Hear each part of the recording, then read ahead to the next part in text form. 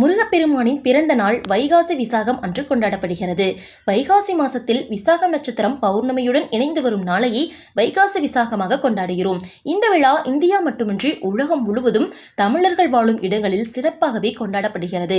இந்த ஆண்டு ஜூன் 9ஆம் தேதி திங்கட்கிழமை இந்த விழா வருகிறது. அன்று கோவில்களில் சிறப்பு பூஜைகள், வீடுகளில் விரதம், பஜனைகள் என எங்கும் முருகனின் புகழ் ஒலிக்கும். வைகாசி விசாகத்தன்று முருகப்பெருமானின் அறுபடை வீடுகளிலும் பக்தர்கள் கூட்டம் அலைமோதும்.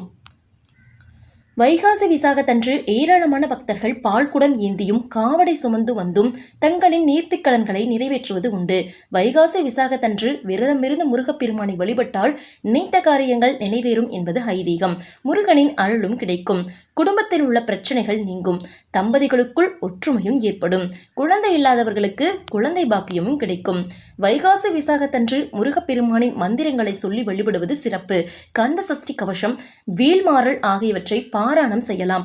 ஓம் சரவணபவ என்ற மந்திரத்தை எத்தனை முறை முடியுமோ அத்தனை முறையும் சொல்லலாம். அன்றைய தினம் வேல் வழிபாடு செய்வதும் வேல் பூஜை செய்வதும் சிறப்புக்குரியதாகும். வைகாசி விசாகம் பெரும்பாலான முருகன் கோவில்களில் 10 நாள் திருவிழாவாக கொண்டாடப்படும். அன்றைய தினம் முருகப்பெருமானுக்கு வீடுகளிலும் இனிப்புகள் செய்து படைத்து வழிபடலாம். வைகாசி விசாகம் அன்று கோவிலுக்கு செல்ல முடியாத பக்தர்கள் வீட்டிலேயே விரதம் இருந்து முருக வழிபாடு செய்யலாம். அன்றைய தினம் வீட்டில் முருகப்பெருமானுக்கு படைக்கும் நைவேத்தியத்தை மற்றவர்களுக்கு பிரசாதமாக கொடுக்கலாம். முடிந்தால் அன்னதானம் வழங்குவது சிறந்தது. வீட்டில் வேல் இருந்தால் வேலுக்கு பால் அபிஷேகம் செய்து முருகனின் அருளையும் பெறலாம்.